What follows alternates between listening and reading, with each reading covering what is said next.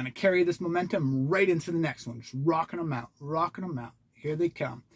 All right. So this next video, I want to discuss some things. What was it? Oh, specifically my journey.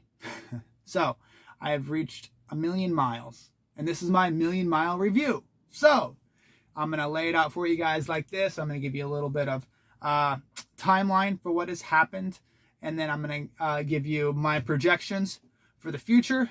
And then at the very end, for people that might be interested, I'm going to give my opinion, my advice on, if who trucking is right for, if you're considering to get into the trucking industry or becoming an owner operator, and that'll be at the very end. So to begin, I started trucking in 2015 at a company called CRST, and I got my CDL with those guys. It was a 10-month contract.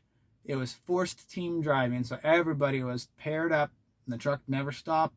National, coast to coast, bouncing back and forth, and I did that for a year. I stuck around a little bit longer, and then after that year came, I went looking for more favorable home time, because I was out for 4 weeks, home for 4 days, and I did that for a year. I actually had a baby during that year too, so having a child and being only home for 4 days and then going back to work, that was not so fun. That was not so fun at all. Thinking back now, I would much rather have took a lot longer, but bills had to be paid and mouths had to be fed, so I took care of business.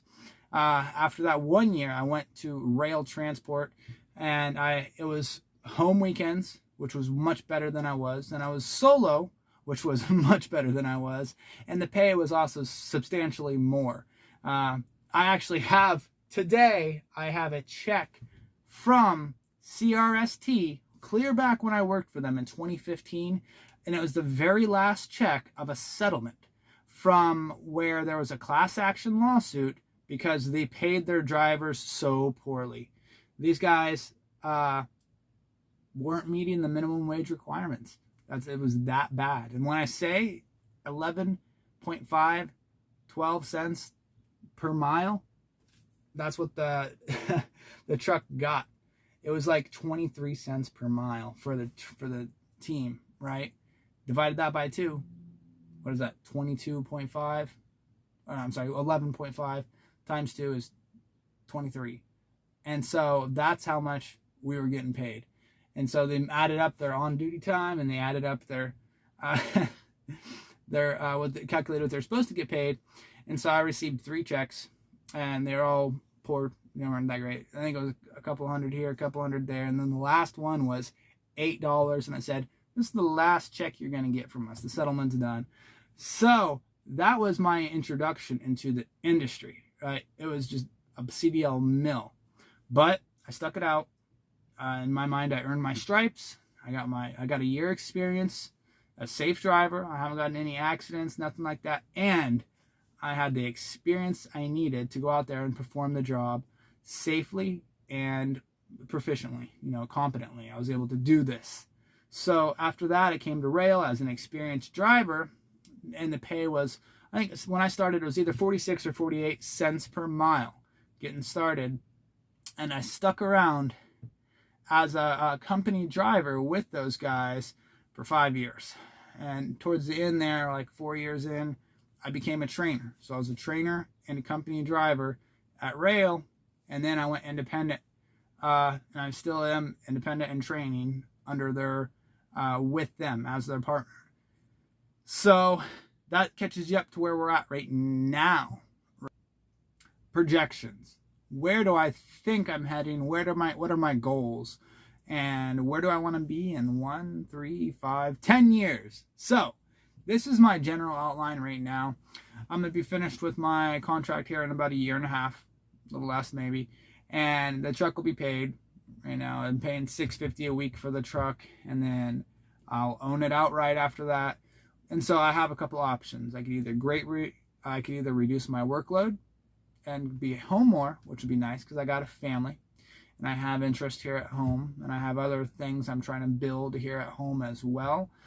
Streams of income, backup, because I'm not going to try to put all my eggs in one basket. I think that if I was solely relying on the trucking industry to survive, I think that'd be a mistake. I think I need to have options, and I think that a lot of it is having the right tool for the job. I got a truck, therefore I could be a truck driver. So there's other models for business that all you have to do is purchase the right tool and you have job security. So I'm looking into those, looking into buying equipment that will secure my livelihood if something were to happen in general, just kind of like a backup. And so after I pay my truck, I'm gonna, either continue to save money and put those truck payments into the business and continue to grow the business. This looks like, purchasing more trucks, purchasing another truck possibly for myself, and eventually I'm going to be heading on my own authority. This is something that is probably about 4 years out. I think I'm going to give it 4 years, which will mean, probably a good 2 years of running after my truck has been paid. I'm hoping to get 1 million miles out of this truck. I have cash put back for a rebuild, things like that. So when the motor does go, or if I have a major repair, I am prepared to handle that, and I expect it. So when it does happen, I'm gonna be ready. So definitely I'm exploring my options. Currently I'm set up right now as a W-2 employee, so it wouldn't be anything for me to add people to my payroll, right? So looking to hiring drivers specifically, it's going to be a really important decision. So if I'm going to bring somebody in, I want to trust them that they're know what they're doing and that they're going to build something with me. You know what I'm saying? And this is where the leadership comes in. I made another video about it later. If you're going to have a team of people, they're going to have faith in you that you're going to, make the right decisions. And by their fruits, they shall be known. By their fruits, they shall be known. Okay, so if I have good leadership characteristics, then it'll be pretty evident, self-evident for people that are around me, and people that I'm going to be doing business with. All right, that is my projections from the future, at least the first 4 years. 10 years, I'm not trucking. I'm not trucking in 10 years. I'm gonna be home. I might truck for fun. I'll have a truck I'll drive once a month, for a week, something like that. That's, but I am definitely going to be doing other things that are more centered around being with my family and building a family business and things like that. They really need the guidance and leadership here at my house too. And if I'm on the road, I'm not at home. It's really being present here with family. To wrap things up, we are going to talk about, should you get into trucking, in my personal opinion. I think it's great, honestly. I think that having the time to yourself is the most valuable thing. Really, you could decide what you want to listen to. You can decide what you want to think about. This is I call it a clean environment. By that, I mean, you get to watch what's going in your mind. You get to, be very, there is no peer pressure. There is no, family and friends and coworkers that you're constantly exposed to.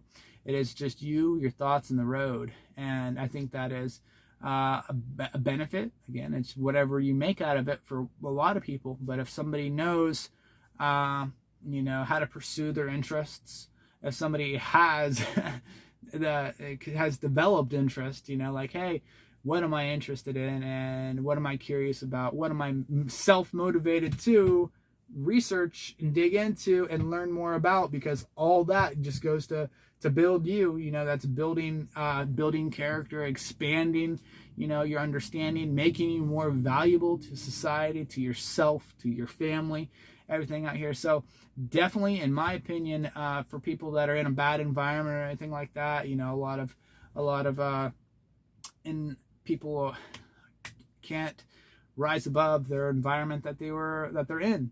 They have bad influences around them. They have not people that aren't motivated around them, and it just kind of rubs off on them. But with trucking, you're pulled away from all that, and it's really just what you make out of it. So that is You know, my advice, if somebody's out there thinking about getting into the trucking industry, you know, it has changed my life. It has, you know, given me the time to self-reflect, the time to better myself, and I've been able to provide a decent life for my family. You know, after a couple of years of driving, I was able to secure a mortgage, and I bought my first home because of trucking.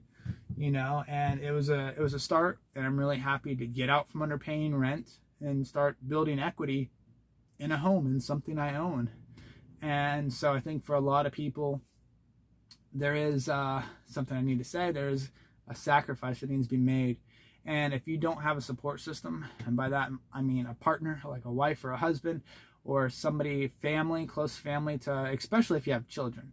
You know, if you have kids and you're thinking about trucking, you got to have that support system on lockdown, because, you know, there's been several times, you know, me and my wife, we were both working at the same time during some points, but she had to actually leave her job because of failure to come up with childcare. You know, we were looking around, and people that we did have were unreliable, and so it was either I quit my job so she can continue to work, or she quits her job, and so she's made a couple sacrifices there.